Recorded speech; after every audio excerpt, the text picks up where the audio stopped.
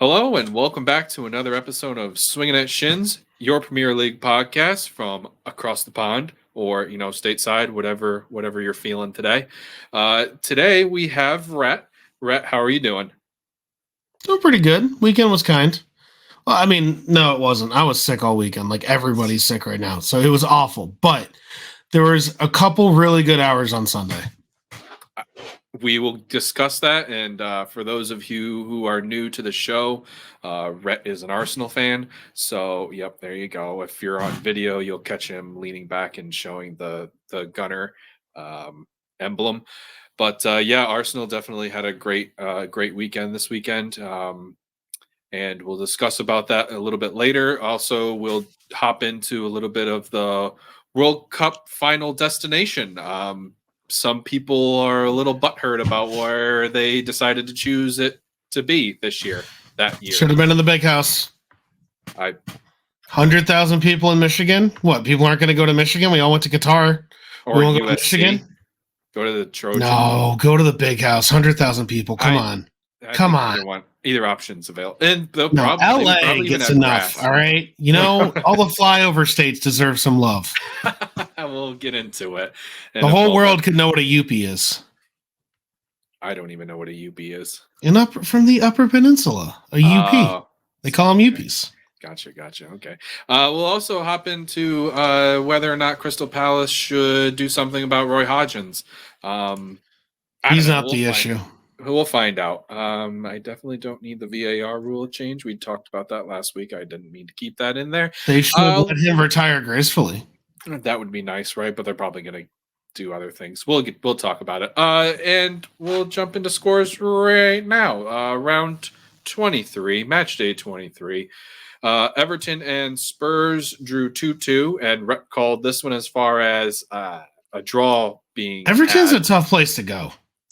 The anxiety of it's palpable.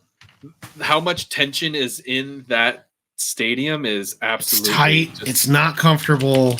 You can cut it. They never let you get on you. You're playing Dyche ball. It's a tough place to go. Dyche will, like he did with Villa, against Villa, chaos ball. He will just straight chaos ball you to death. And then he'll get to that one corner, and then he'll knot it in. Some James Tarkowski or Braithwaite in this instance will knock it in for your draw or lead. But that match was fully deserved. Ended up being a draw, honestly. Spurs kind of let off at the end for that match.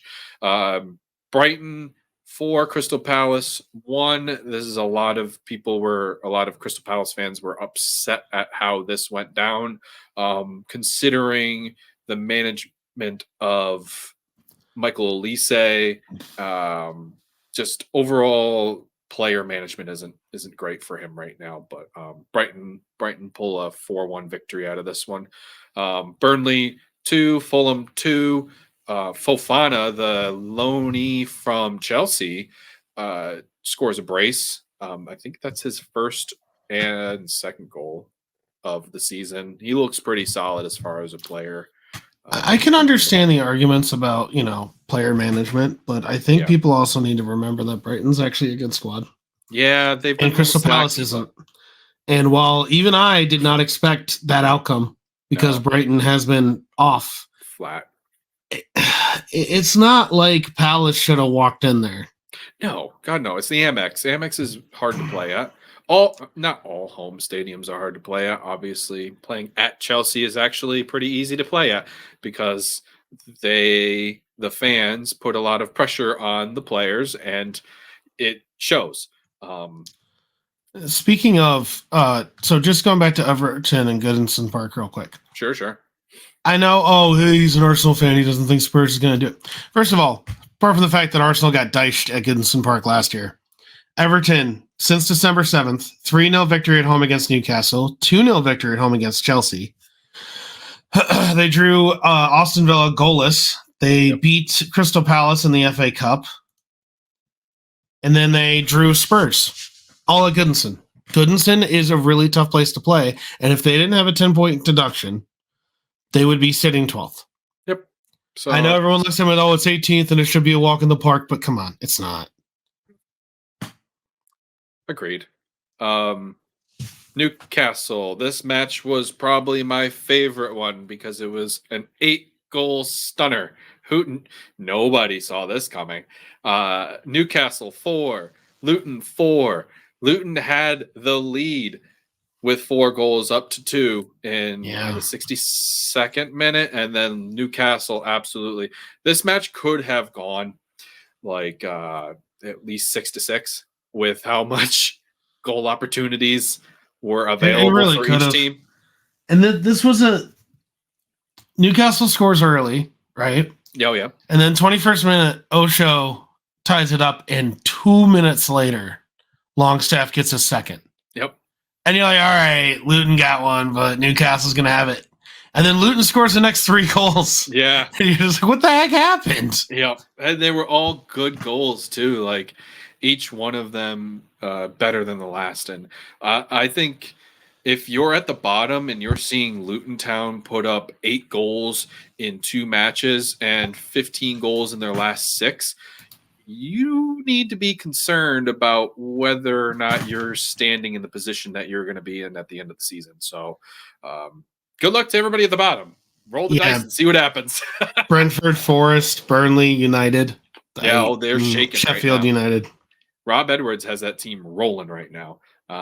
That's another team that's really hard to play at home, shown by how hard it was for Arsenal to come back in that match and win. How hard it was for City at one point. How hard it was for Liverpool at one point. That was. Yep. So their stadium again is just another hard stadium because everybody is on top of you, and there's a sense of like you're trapped. That's kind of the feeling, anxiety for a player. But Luton play Sheffield United at Kenilworth Road on the 10th, and Luton's going to absolutely murder them. Well, if you're looking at how they're playing, absolutely, and then you look at the injuries. Yep, they got a lot of people out for Sheffield right now. Well, I'm going to talk about Sheffield in a moment because they got absolutely slaughtered against Villa. It was 0-5 at home. Villa absolutely destroyed them in the first 20 minutes of that match. I had heard, I think it was Robbie Mustoe had said this, and he had said, somebody had asked, what was the most surprising thing about the Premier League right now? And he goes, Sheffield United just not caring.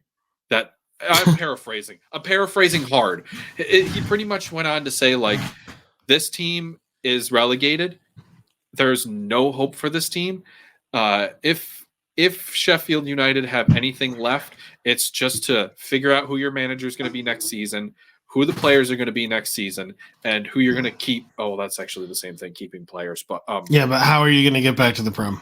Right, that's the other thing too. So that is pretty much at this point the level that Sheffield United have hit, and I didn't expect this, considering the amount of reoccurring Prem players that they had. I expected them to be a little bit better than what they had shown.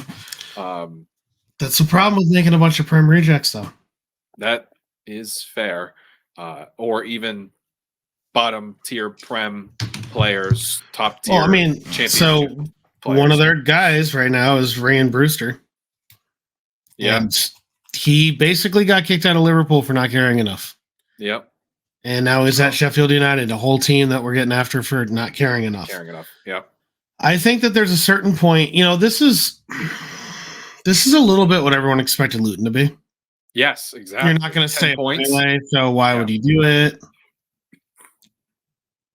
Yep. 10 points off 23 matches. Oof. It's brutal. This is what I expected.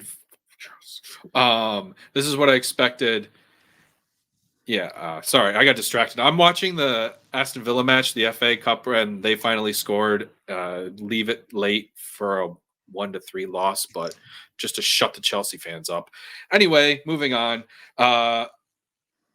Bournemouth won, Forest won. Nothing really much to go on here, to be honest. Gio Reyna got his debut start. I don't actually know. I didn't watch this game. Does not even look like he fills out his jersey. No, that's what every time he's in one, he looks like a hip hop artist that threw on a jersey. He doesn't look like he could play. He's long and lanky. He really hasn't filled out his body at all. So yeah, I agree with that. Hopefully he will learn for some part of the season here how to develop into a player instead of, a, I don't have the right think word. it's consistency with him. I think He's never been consistently good. Yeah, that's true. He's always been injured too, so his staying healthy also will play a part in that. And we hope we hope for the United States side that that's a thing that happens. That's a good goal from Diaby. Moving on, Chelsea 2, Wolves 4. This match was insane. Matthias Cunha gets a hat trick. Mid-table matchup right here. Yeah, it was a hot mid-table matchup, and it showed that Wolves are currently better standing than Chelsea. 10th and 11th is pounding on each other. Yep, good. Keep it that way. Honestly, I think if I take away anything from this match, it's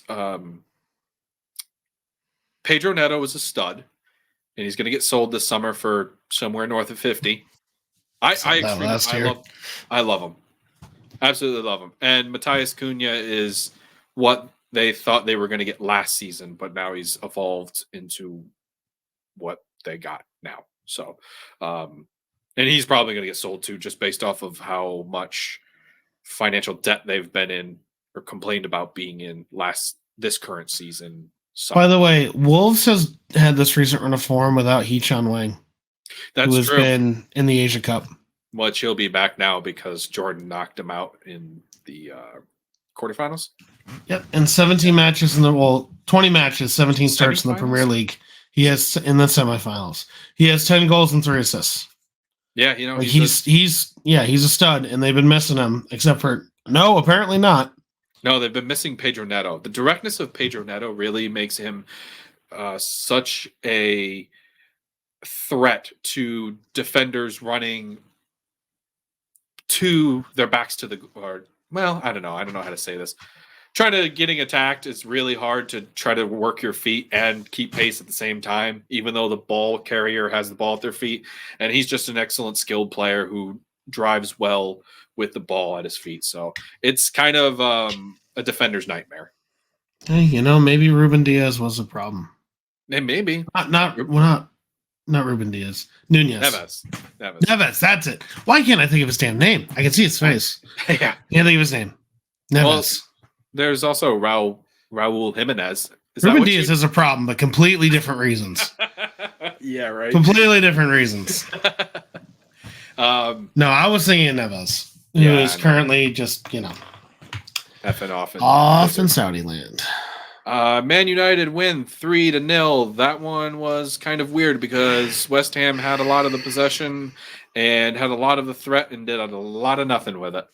Yeah, that was a very odd match. You look at the stats, right? And this is like where the eye test doesn't count. You look at the stats, ball possession was almost equal. West Ham had 1.4 expected goals to 0.75 expected goals. They had more shots. They had almost the same amount of shots on target, right? They had almost the same amount of passes.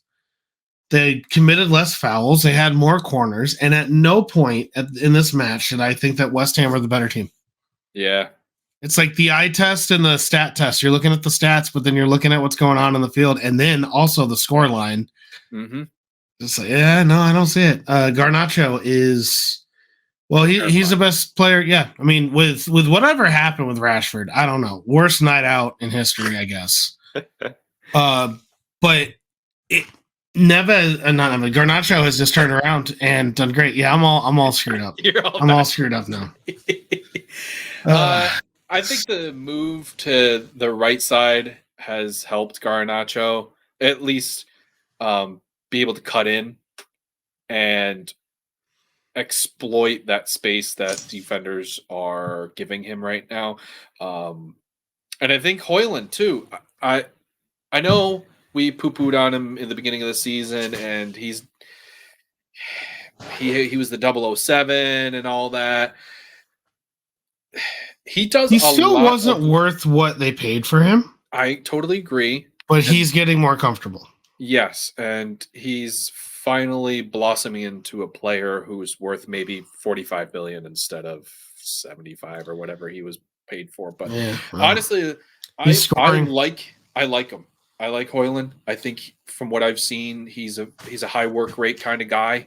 He'll come to the feet. He'll pull defenders out of their position, making space for Garnacho or Rashford. And I think that's kind of what they've been missing is the guy who will kind of just set up shop and be able to lay it off or create their own opportunity. And that's what Hoyland's been doing for them. That's what I think a little bit of the success in the last couple matches that they've been seeing.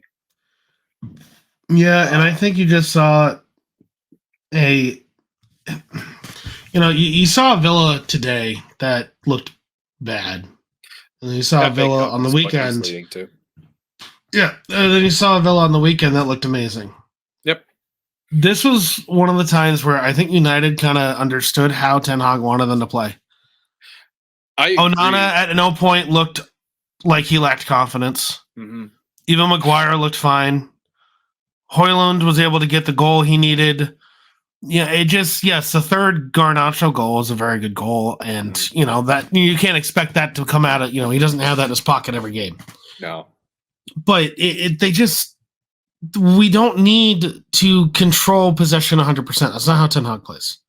No. Or let me put it this way: maybe what's happened is Ten Hag is finally realizing he has to play with the players he has.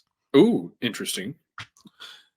But it worked. It worked today. I mean, they had that 7-goal thriller with Wolves. Yep. The week before, and I was looking. I was like, maybe they're finally getting comfortable. They've won 4 and in their last 5, they have 4 wins and a draw. But then I look, Wigan Athletic in the FA Cup. The draw was to Tottenham. Was that against Tottenham at home, and then a 4-2 win against Newport in the FA Cup, and then the Wolves match, and then it's like. Yeah, I don't know. What about the week before? It's like, oh, they lost to Forest. Mm-hmm. They had the weird Boxing Day match against Villa where they looked completely out of it until they suddenly scored 3 goals. Yeah. And then they had the loss at West Ham, which came right off of a Liverpool draw at Anfield. You know how much United is a team that's just weird. I hate when I was watching this match, the commentators had used that Villa match as a springboard for United's current success. And I'm like, when you lose 4 days later to Forest. Yeah. Like it could have helped a little bit, but still. It makes narrative sense. Yeah, of course it does. It gives a nice storyline for everything, an overarching story. How beautiful. No, it's Hey, no. Hero with 1,000 faces. That's how stories work. And sports are stories. Feed me my narrative, Aaron.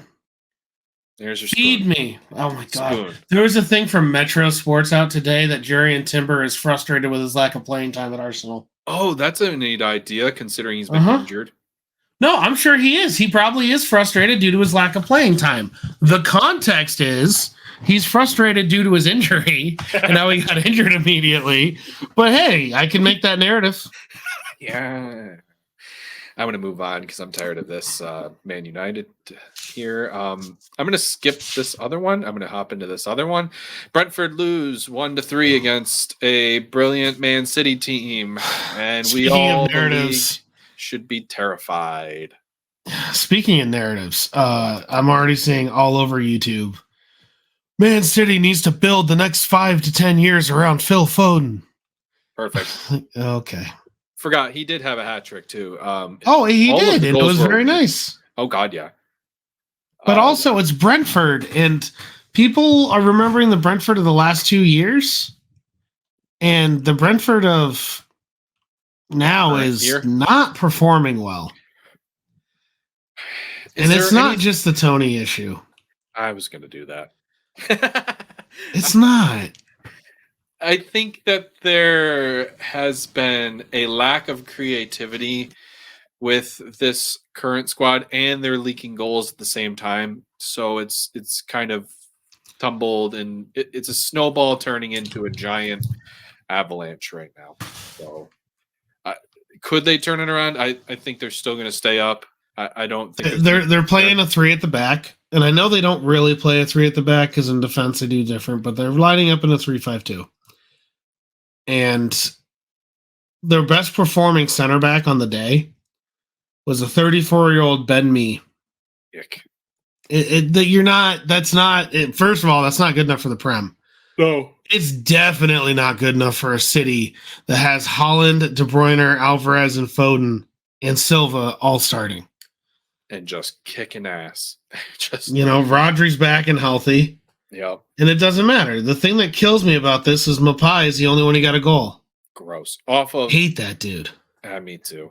We all hate him. Except for maybe Brentford fans. I don't know. I don't know what your take on Brentford fans. Let us know how you feel about Neil Maupay. I'm curious. Do you like him? Do you hate him?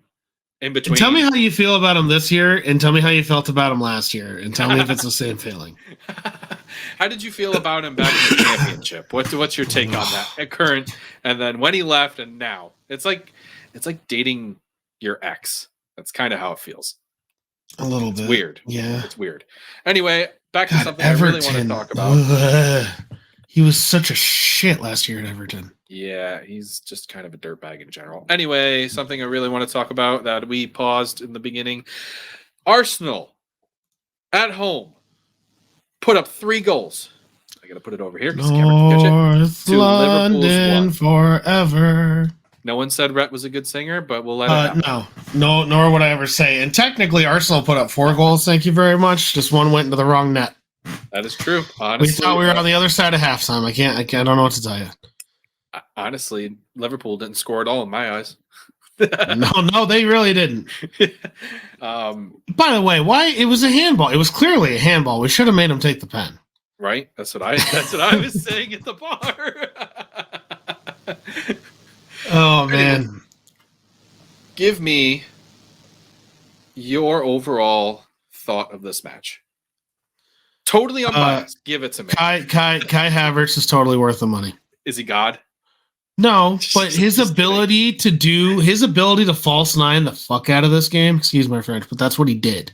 Yeah, he did. It was huge. His physical presence was amazing. Mm-hmm. And I said it to you at the bar after the first goal. And at the time, I wasn't going, oh, man, we're going to win. Although I did have 3-1 as my prediction for this. So I am God, and I have a third eye and can see into the future, obviously. But after the first goal, the way we were playing and the way that we were confusing the Liverpool defense and the way that we were forcing them out of position, I led you and I said, it's so nice to finally match up well against Liverpool. And even of all the 3 matches, I mean, let's face it, the FA Cup match, we probably should have won if anyone could score for Arsenal at that point, but no one could score. And we were talking with Woodsy at the time, and Woodsy and I were like, just somebody score, because I don't want to replay. Yeah. It was just it. And then yes, I think Arsenal probably, you can make the argument, was a little lucky to get away with a draw at Anfield. However, I think that they played very well. But then you come to this match, we worked that first goal so well, and it started with Kai Havertz coming all the way back into our side of the field. Mm-hmm. Opening up played, pulled Gakpo off of Zinchenko. We were able to get the ball out to Zinchenko. He drove it up to the midfield, and because Martinelli and Saka were pinning everyone so wide, then you had Trent Alexander-Arnold push up too far. Konate goes over to cover Martinelli. And now you have Odegaard in the middle with nobody else in the middle. Nobody is there. Nobody within. And Dyke's closing on him, and he just doinks it through to Havertz, who is onside by a mile. Now, Havertz can't finish. We know that. Everybody knows that. But he didn't need to finish because Saka was right there. He was just doing the old hockey assist. Yeah, it's a hockey assist. Get off assist. The goalkeeper. Just get it down on goal, and someone's got to crash for the rebound. All right?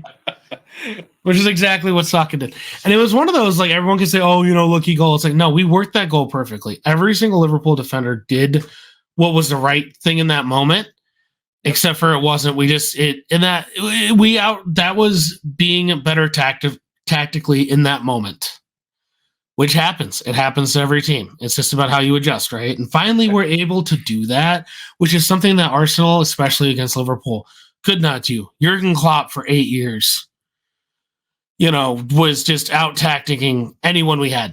It didn't matter what we did against them, no matter how hot we were, no matter how athletic we were, the tactics we just fell apart on. So go ahead. No. You're still talking. I was just going to jump in without. without The any own type goal, of way. the own goal is a little. I get why people are saying that Saliba needs to do more. The only thing is that's not how Arsenal's been coached. And that's a fair thing to say. Like, you're That told yeah, to play out from the back and invite the pressure, and that's what he did instead of doing a no nonsense center back clear and put it in row Z and concede the corner. No, you're and you not know told it's to the end do of the that. half, and they're probably crashing, and we may be able to get another run at this. He's already been pinging throws to Martinelli on the side because Yes. Trent's been pushing up too far. Yep. And Gravenberch, who is a good player, can't keep up with Martinelli. Almost no one can keep up with the No Martinelli one. when he's going full speed. Except for Mickey Van de Ven, apparently, because he's the fastest Prem player in the Prem. I didn't need to be redundant about it, but I did. That's So, the Prem and the Prem. And Raya just didn't come out and get it. And then Gabby gets the own goal, which is football's cruel sometimes. Yep. But I loved how we came out the second half. We knew Liverpool were going to be up, and we invited them to be up. And then switching Martinelli and Havertz in the middle, and then pinging that ball over the top was brilliant. Allison still should have cleared it. Somebody should have done something with it. Anything. Whether it was Virgil clearing it to, again, Rosie, or out to Rosie to the left or right or something, instead of leaving it for Allison. I don't get it. It was the strangest thing to watch. I don't get why he let it go. I don't get why he didn't try to head it. Anything. Someone tried to make out. I think one of the 4-4-2 guys tried to say maybe he thought it was Havertz, which I get Martinelli's faster, but Havertz has more physicality. That's what I was going to bring up.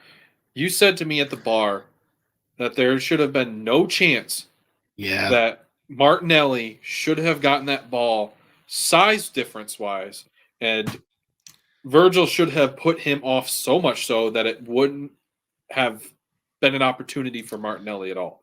Martinelli's probably defense. 150 soaking wet. He might be. You and I both played defense. When you're coming back on the ball like that, and you're trying to make sure that that your goalie beats a defender, which is what he was doing. We can argue about whether or not he should have, but he made the decision, and now we're committed, right? Yeah. You can't get bodied off the ball by Martinelli. You are Virgil van Dijk. You don't get bodied off the ball by anybody. Yeah. Least of all Martinelli. But Martinelli and I know this is such a cliche thing to say, but in that moment, Martinelli just wanted it more. He just did. The thing is, it shouldn't matter with Van Dijk. It just shouldn't. No. But suddenly Van Dijk's not where he should. And this is the other thing. Allison needs to take everybody out, which is the same thing I said about Raya. Raya should have gone to ground and taken. I don't care. Saliba's got to get out of the way.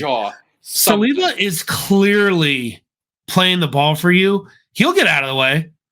He'll make sure his foot's not planted. You got to take everybody out. Allison, I think, should have done the same thing. Mm-hmm. You have protections as a goalkeeper, and Allison didn't, and Van Dijk didn't, and suddenly Gabby was standing there with both players going in opposite directions and the ball at his feet going, what the hell? That was like the Villa match against Arsenal where he did the whole celebration, the whole hands up celebration. Someone posted at the end of Martinelli's career, we're going to have a killer Martinelli celebrating before he scores compilation. Jesus. Yeah, probably. And he can get away with that because he's so darn fast. And this is, I think Martinelli he's gotten back to being Martinelli of last year, and I'm not sure if he carried an injury. I think he did at the end of last season, and I wonder if that he had a him hamstring in the thing beginning a little going on. bit. So I think we're seeing a Martinelli that doesn't have a hamstring issue then. And I'll tell you, I'll be the first to tell you, I've popped both my hamstrings. It is the worst feeling in the world. You are so debilitated, and just sitting sucks. So I could just being one of the fastest players on your team trying to run with terrible hamstrings at the moment. Yeah, it's not great. I don't want to. What I was going to say earlier, I'll bring this up now. Do you think there's any narrative or defense, I should say, in Liverpool saying they missed Darwin Nunez, they missed Mo Salah, they had to start or McAllister was sort of on an island. Is there any defense for Liverpool in that manner? Missing Darwin Nunez. Darwin Nunez came on. He didn't really seem 100% Darwin. That didn't seem like 100% chaos. I don't know. He missed that. He missed that one chance by a lot. That seems like Darwin Nunez to me. Well, he had to take 4 more to sift it out. I think there is something to be said for it. You're going to miss big players. Absolutely. It's like, in the Arsenal City match, we missed De Bruyne. It's like, okay, we didn't have Saka. There's always something for that, but the teams that perform the best, and any Liverpool player who's been paying attention will tell you this, the teams that perform the best are the ones that can lose multiple guys and keep going. And Arsenal learned from that. We haven't had Timber for a while. Martinelli's been out for times. Jesus starts on and off. Liverpool, I think, while they're playing well, they're very good. They're still first. City's got a game in hand and they're only 2 points behind, but Liverpool right now sit top of the table, and I think deservedly so. Yeah. But to cry foul about injuries when we were told, to shut up last year, it's not how it works. If you're going to be good enough to compete, and by the way, Liverpool's doing it again. They're going for 4 trophies again. They're going for Europa. They're going for the EFL Cup. They're going for the FA Cup, and now they're going for the Prem. I don't know if that's smart. I think it's admirable. I think that's what you want. You want to go all the time, but you got to have an incredibly deep squad. Yep. Robertson on the bench. Thiago on the bench. Harvey Elliott on the bench. Darwin Nunez on the bench. That's not a bad bench. Yeah. Do you miss Osbalai? Absolutely. Oh, God. But you had Curtis Jones, who has been your best facilitator in the midfield the entire time. I think that they got outplayed by a very compact Arsenal. Yeah, if anything, like, you would want Szoboszlai to take over for Gravenberch. I think that's the... You would rather have Szoboszlai for Gravenberch. Easily. And of course you want Salah, because he's Salah. But I don't know what Salah would have done this match that Cody Gakpo didn't. I don't know how Salah. Yeah, was kind of bad. We forced a lot of the bad. We are the best defensive team. We are the best defensive team in the Prem. That's fair. We forced these errors. I mean, we played very compact. Rice was winning balls back in the midfield constantly. Yes, and that's what I wanted to bring up too. Liverpool didn't look like Liverpool at all. Like, if you watch Matchday 22 versus Matchday 23, you'll be like, is that Liverpool? Like, who... It didn't seem like Liverpool had a plan on how to address Arsenal at all. Mark came up to me after the match and said Liverpool didn't show up at all. Agreed. Yeah, well, when you get outplayed, you can say not getting showed up, but if someone matches up perfectly against you, that's what it looks like. But then they need perfect. To be... You need to adapt more. Absolutely. Yeah. Well, it's hard to adapt with heavy metal football, right? It is, because look, they couldn't even get into Arsenal's third to try to press them while Arsenal had the ball. And that's something that has been Klopp's go-to. And they did maybe 10-20% of that. And that was it. I didn't see any turnovers in the midfield, whether it was in the middle of the pitch or higher up the pitch for Liverpool to get the ball back to make a quick transition. There was none of that. And it was all because Arsenal was able to find the open spaces every time where Liverpool wasn't. And it was such a well-drilled Arsenal match against Liverpool, and Liverpool just had nothing in return for it. There was no plan B. If plan A didn't work, then you got what you got. Well, and to give you an idea, I do think that they tried certain things throughout that just didn't work because Arsenal didn't allow them to work. Because at the end of the day, you still got to bring the ball in. But I know we just got done saying that stats can lie to you. But as Brian loves to say, numbers don't lie, they tell half truths. Expected goals, Arsenal 3.5, Liverpool 0.37. Total shots 15 to 10, shots on target 7 to 1, big chances 6 to 0. Right? So, And that's how it felt. when I say that one team had 57% possession, you think it's Arsenal. It's not. Yep. When I say one team had 141 more passes and a higher pass accuracy by 6 points, you think it's Arsenal, but it's not. Liverpool had the ball. Liverpool made passes. Liverpool was given no avenue to actually push forward. Mm-hmm.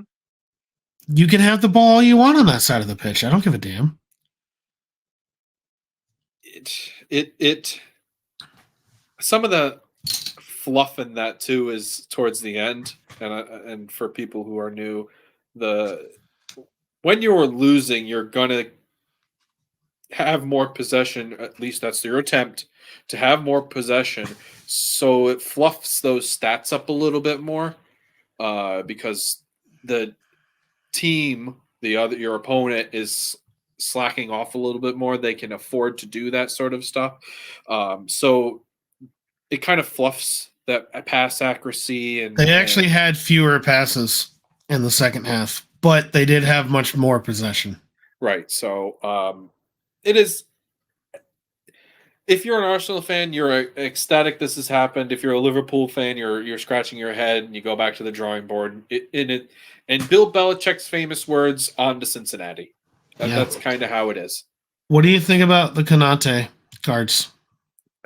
I really don't remember them. I was kind of in between talking to people. I think the second one was kind of weak, though, if I remember correctly. The only reason why I got the second one is because his hand ended up around Havertz's neck. It ended up out here, but from a distance, it really looked like he did this. Yeah. And came up into the neck, into the face area. Mm-hmm. I'm a little bit surprised. Well, see, that's the thing. You can't review yellows. No. And if VAR could have reviewed yellows, then, it very well may have been different. That being said, I don't think it necessarily matters it happened in the 88th minute. Do you think the third goal came after it, but the third goal was Trossard just dribbled by everybody, brought it, and then they just kept giving him space. He said, "Okay, I'll shoot," and it deflected off Van Dijk's foot and in. Yeah, he had it. Van Dijk, needless to say, had a terrible game. Van Dijk and Alisson both had an awful game. Brutal.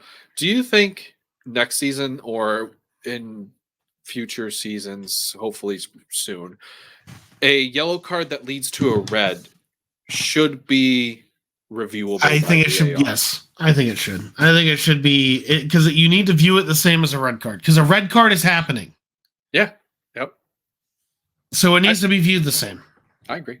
I just wanted to see what your take was on it. Yeah, I thought it was a dumb foul. If you could get a yellow for being an idiot, then he deserved to have a yellow. You don't need, and that was the first yellow too. Yeah. The first yellow, there was no need. I forget who he took down. It was Martinelli or Havertz the first time. Yeah, I remember that and one. It was a break, sure, but you still had Gomez and Van Dijk between him and the goal, and he had nobody. It was a 1-on-2. Okay, I remember. And he literally he jumped on him like he was the last guy back. And I was like, what are you doing? Yeah, why would you do that? That was stupid. And then with the Havertz goal, with the Havertz yellow, you don't need to hit him that hard to still get what you need out of it. I have no idea why he hit him with his hand. I think that's a frustration move it probably is. And it's just. And I wonder if that's what the ref saw. That being said, it was Anthony Taylor. And at one point, I did make pretty much half the bar laugh because Six Nations is on as well. And it was just like, are we playing rugby? Yeah, that's true. And that went both ways. Anthony Taylor did not have a great match. There were some, and then he started pulling out yellows in the second half for plays that were not even fouls in the first. Well, I think so. There's a bit of an accumulation thing too, but then you got accumulation only counts if it's a foul. You don't get to not call fouls 4 plays in a row and then say, all right, next time you do it's a yellow. Blow the whistle. Oh, players will still do it. It doesn't matter. It's not even if you warn them, they're going to be like, "I'm going to get the ball," and if you call a foul, I'm going to get a yellow. It doesn't really matter. Ben White got a yellow for time wasting, which was half the time that goalies are given in the first half. Yeah, that was stupid. That was like, dude, I understand Ben White can take too long, but you let goalies get away with murder when it comes to killing time, and that was dumb. This is the 31st minute. That was dumb. You know what else was? Well, I was going to try to make a funny ploy about time killing. If you had time to kill, you should listen to this podcast and, like and subscribe and all that stuff, and comment, give us 5 stars instead. And I still leaned into it, so I went for it all. But yeah, okay. Does this put a dent in Liverpool's title race? Oh, hell yeah, it does. Okay. I mean, how does it not? I don't think it's over. Obviously, no, they're still first. This puts doubt, though. For them to be this outplayed, it puts doubt. I think it puts Arsenal back in. I think it makes it a 3-horse race. Unequivocally, I thought it was a 3-horse race before. I think it's 100% a 3-horse race now. Mm-hmm. In a more traditional sense, I would be saying it should be a 4-horse race because Villa's right there. Villa is currently 5 points off of Liverpool. They're probably going to be 6 points off of City. I think Villa is going to do great. I think Villa... I'm not coughing because the words are getting caught in the throat. I think Villa's got a very good shot at top 4. I don't know if they have the depth. I think Arsenal may have the depth. I think this opens up that maybe Liverpool doesn't. I also think Spurs have the depth too.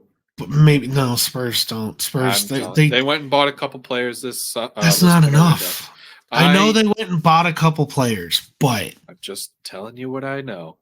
They look good, and Ange has them clicking. But you know who doesn't have their team clicking? It's Roy Hodgins. No. I'm not making that segue yet. Spurs is not in this title race. Get over yourself. I don't want him in either, but I'm just saying, there's an opportunity for Spurs fans to actually. They're going to be 9 points off City when City catch up. No one catches up 9 points off City at this point. All right, fine. They still got to play Arsenal again. Fine. I won't say title race. I will say top 4. Is that a better? Oh yeah, no. Spurs could very easily be top 4. Okay, there. That's absolutely true. By the way, I'll say it. City are still favorites for the title. Absolutely. I'm not poo-pooing Liverpool because I think Arsenal. No. I think Arsenal has a good shot. I think Opta's numbers are absolutely insane. Yeah. How Arsenal's at 5% right now? Come on. But City are favorites. I think it's history that's playing, and that shouldn't be. They shouldn't be in history.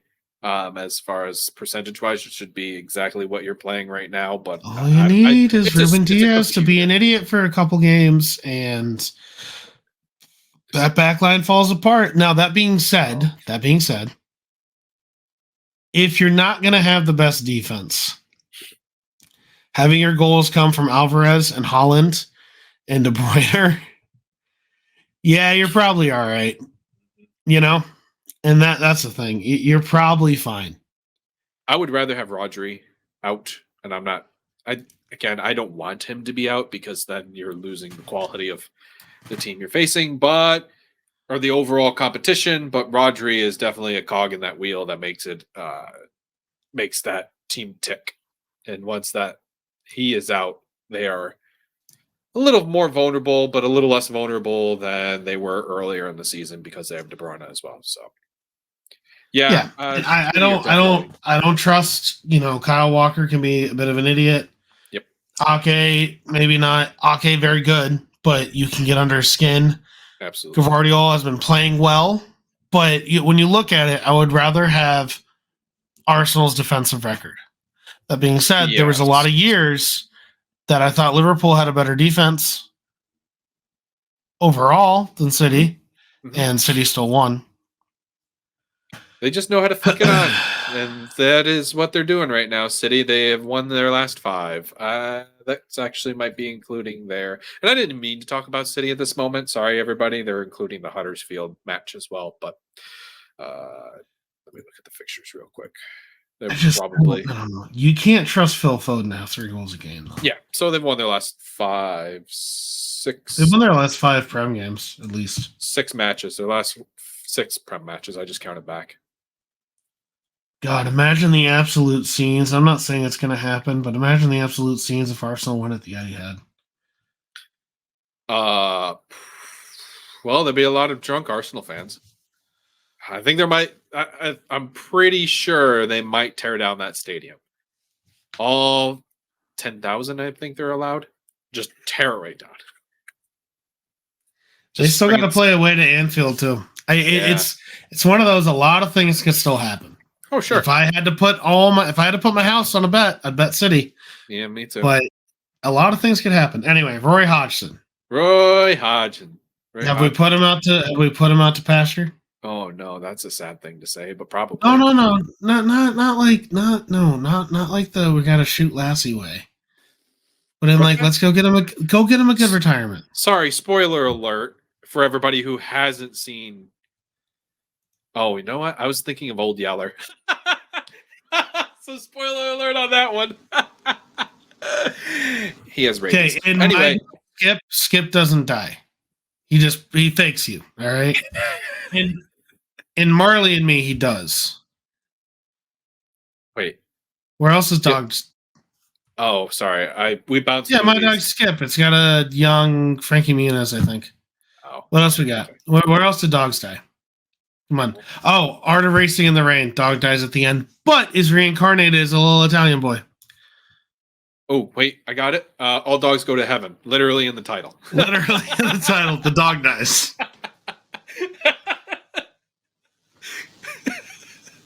Yeah, I think Roy Hodgins needs to go to pasture.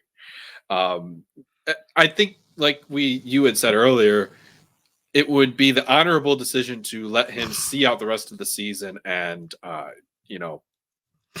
give him the sending off that he should. Will they? I don't know. Let's look at their fixtures.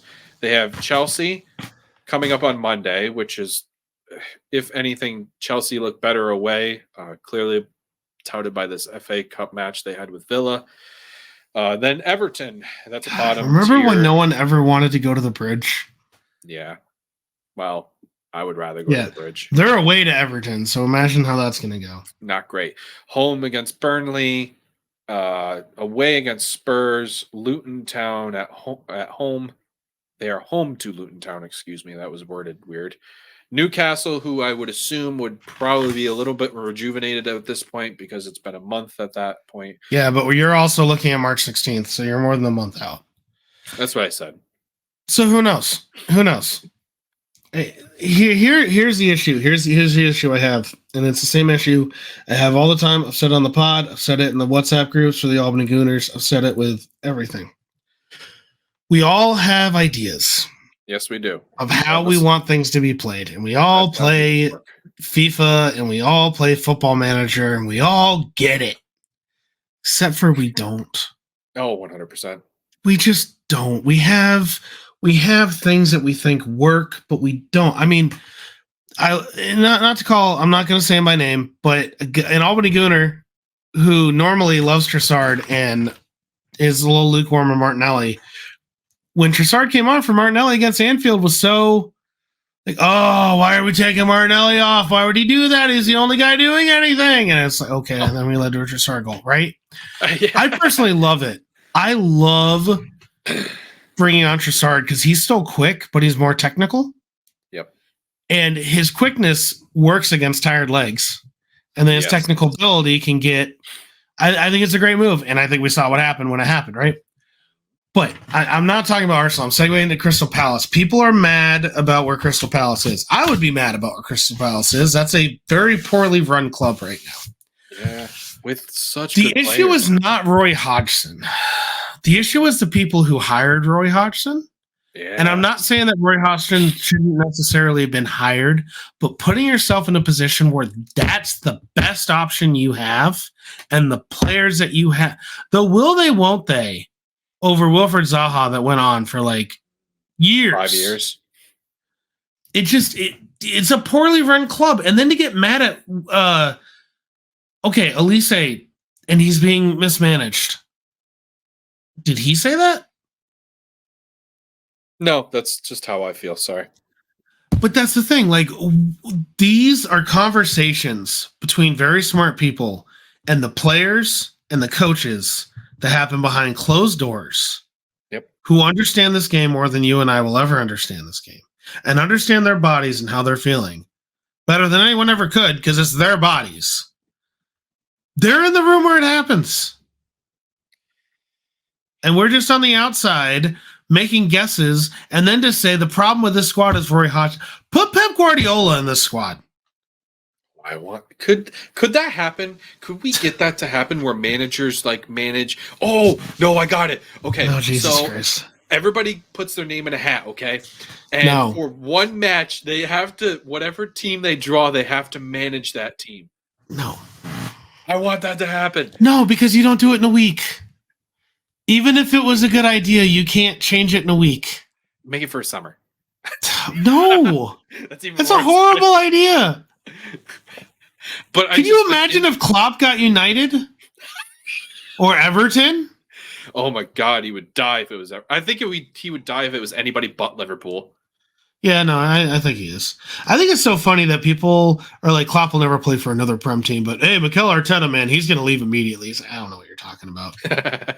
Even Pep, he doesn't change teams, he changes leagues. Yes. That is very true. My point is, we don't know what's going on behind the scenes, but we can see whether or not something is managed well or not. And the whole team is not, ownership is not handling that situation well at all, full stop. And to blame it on the manager, it's the same thing with Ten Hag. I love the song more than anybody. Yeah. And I'll be the first to say that Ten Hag acts like a clown. Yeah. But you have to have your head in the sand for a decade. Literally a decade. If you think that the problem with Man United is Erik ten Hag. I think it's an easy thing to say, and that's why it's definitely... You blame the manager. Yeah. Alex Ferguson did this. And then Arsene Wenger did this. Yep. Those were two guys who could be the only guys at a time when you could still do this, who were bigger than the club. Yes, that is true. And they controlled all aspects of the club. Yes, that is true. But now it's too big. Yeah, the first one. Oh, man, Liverpool's going to go get De Zerbi. Why do we think that would work? Because everyone's talking about this wonder kid who's going to lead England to a World Cup victory by the name of Graham Potter, who can't find a freaking job right now. And the guy who picks up the team that he left and makes that team perform as well as he did.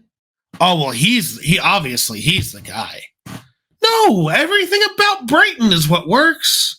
The scouts and the team and the ownership who have done a wonderful job of taking a club from the brink to where they are now. That's why that club works. Yeah. You can sell Ben White and you can sell McAllister and you can sell all these guys, but you still have guys like Matoma who can score. Evan Caicedo for how much freaking money? That's why you perform. De Zerbi's probably a very good manager. I wouldn't doubt it. But he's not the answer. So to round up that whole summary, don't blame Roy Hodgson. Blame your ownership for running it so poorly into the ground. Also, Crystal Palace is just a team who work within the confines of their budget. And their budget isn't as high as other teams, and that's where it lands them as a mid-table team. They have made smart investments in the past with Eze and Olise getting them less than 15 million a pop. They've got Chick Decore, who's they pulled from Lens, I believe, for less than 20 million. So as far as the pulling in players from other teams and building them, or not building them, excuse me, pulling them from other teams to then expand their worth. That is what they're good at, but they also haven't been good at. Well, I don't really need to say anything more. Red has already said it. Anything that I say anything it's more also of, it's just it's going to also run into tough. what you're saying. It's also tough because you're looking at being left behind, but you're being left behind by clubs that have either had large injections of money, Yeah, or new ownership. Or yep. So let's say Roy gets the whole season. He gets the whole season, and he rides off into the sunset. And I'm assuming you kind of know where I'm going to walk into this, but Crystal Palace go out and buy who? Well, bring in who to manage? Sorry, I dropped this one. Ask Patrick Vieira for forgiveness. Oh, there you go.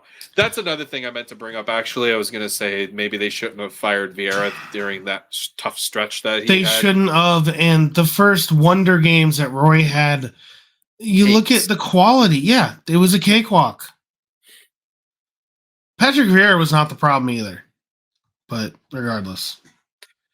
You know who is the problem? Go for it. No, go ahead. Go ahead. Give me your Graham Potter. That would be awesome. Right? And then I would love to know if Graham Potter's actually a good manager. That's what I'm saying. I think that's a good landing spot though for him. I don't. Maybe it might not work out, but like for him as a manager, I think that would be a good landing spot. Yeah, I can see it. So what were you going to say before I rudely cut you off? No, you didn't rudely cut me off. You were building to something and I tried to get over it. Badly run clubs. There we go. I forgot where you were going to. Chelsea FC are statistically worse than they were at this point last season. Oh, I saw that stat too, where it was the Graham Potter and Pochettino and who's better, and their Pochettino's like barely better. Technically worse. I saw it same number of points, more goals conceded, worse league position. Well, statistically worse. Which Egbali, who's one of the guys who owns, everyone loves Todd Bowley because Todd Bowley's the American face, and we can make fun of the stupid American who doesn't understand soccer. Sorry, doesn't understand the Queen's football. His quote back in December of 2022, "We thought Chelsea was a business that was not terribly well managed on the football side, sporting side, or promotional side."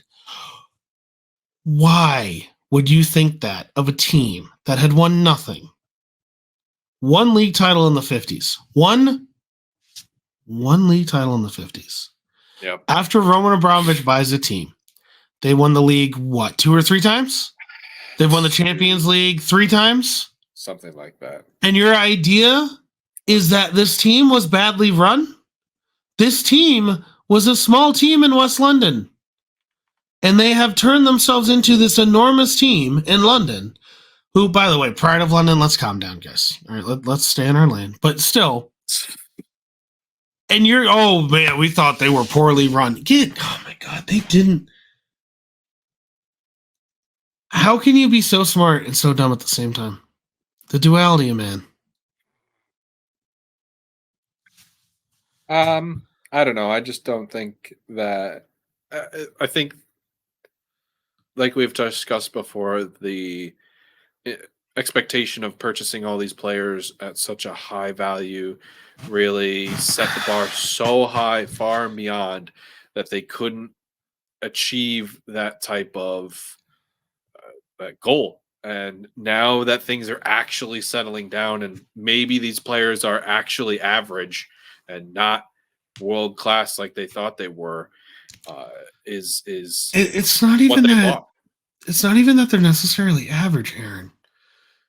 Caicedo's a really, really good player. Enzo Fernandez is a really, really good player. I like him better, Enzo, than Caicedo. Why did they buy both of them? I don't know. Why did you spend another $100 million on Caicedo when you still don't have a striker? To make an analogy to baseball, because this is an American podcast, damn it. They're the San Diego Padres. Oof. Yeah, they are. Oh, I love that. They are. Oh, How why many did I make that shortstops do the San comparison? Diego Padres have? Oh my God. Yeah, it's exactly what They it have is. spent so much money. They have 15 shortstops on that team. Yeah, they do. That they're all paying a ton of money to every single year. And Yep. they're not even competitive anymore. Juan Soto's gone. They had to trade him to the Yankees. It just it is completely mismanaged because I'm going to go get good guys, but it's not just making the total overall the team go up like it looks good in Madden. You got to have the right guys in the right spots. Yep. What was I going to say? I was going to. There was. I was listening to somebody on a reel. I can't remember. I wish I did, and I would quote or I would shout out for him. But this guy had said that there's been rumblings within the locker room saying that some of the players that signed these long contracts are now regretting their long contracts because the pitch that they were given isn't coming to fruition. Yeah. So now there's like, oh, what are we going to do with these players kind of thing between in the back rooms of Chelsea. And that's totally true. So like now, like you'd said earlier, previously when this had happened, when they signed these 8-year contracts, it's like, maybe Woodsy had brought it up as well. You sign these people to long term, they're only going to depreciate value. You're not going to get the same value you're going to get for them. And on top of that, they're just like, well, now we're just going to make our money for 8 years and get paid what we're going to get paid. And what are the chances that they're going to make less somewhere else? Exactly. So or walk away from as sure of a position because it's all about buying power. Yeah. Right. So if I'm looking at $10 million a year guaranteed for 4 years, and you want to give me $20 million a year for a year, yeah, you're giving me more year over year average, but I'm going to be walking away from 30 or 20 million immediately in total. And it's just like, again, with the whole baseball analogy, Bobby Witt Jr. just signed a 11-year guaranteed 14-year contract with the Royals for like $270 million. I didn't know that. Oh my God. It makes sense for him. Yeah, because he makes his money up front now. Well, not up front technically, but he's always guaranteed money. So that's because baseball's different. In soccer, the second you prove your worth, you're going to get paid by somebody. Yep. In baseball, you have team control, right? So it's a different animal, but that's why, you and I hear these and the best players only get 5 years, and you're like, that doesn't make any sense because we're used to baseball, where if you're the best player, you get 10 years guaranteed because that's just the way it's set up. And opt out after 6. Well, now you're seeing why no one else wants to give out 8 years. It's an understanding. How many players have Arsenal re-signed since we've signed them? Where can Odegaard do a new deal? If the understanding is there between the team and the player that if you perform better, we'll pay you to stay. Yeah. You're always going to get paid for how you perform, which is different than any other sport. But European soccer players have more control over themselves than almost anyone else. They do. And it's a good thing. It's a good thing for them. It actually is like, I guess the better comparison would be basketball, where the players have more position of power, and NFL actually. Never mind. Maybe NFL not as much because you don't have the NFL is too top loaded with big players, and B, you don't have the same length of career because CTE. Yeah, hits to the head will do that to you. I don't have anything else to talk about. We're up on our hour mark here. Do you have anything else to add? All right. Well, that has been another episode of Swinging at Shins. If you're still here, we appreciate the fact that you've hung out with us for this full hour. Congrats, claps, golf claps, everybody. Give yourself a pat on the back. We appreciate it.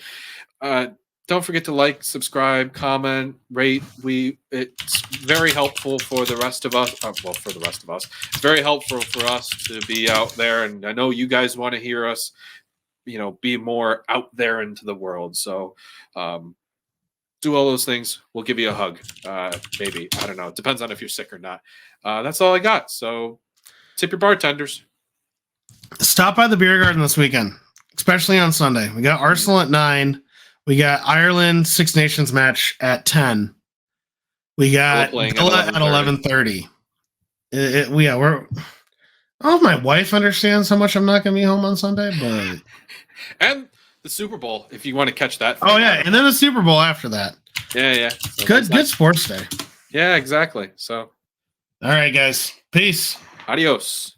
Hello, everyone. Thank you very much for listening. Links for anything that you could be interested in, whether it's the YouTube channel, our podcast links, our social media links, everything's in the description below.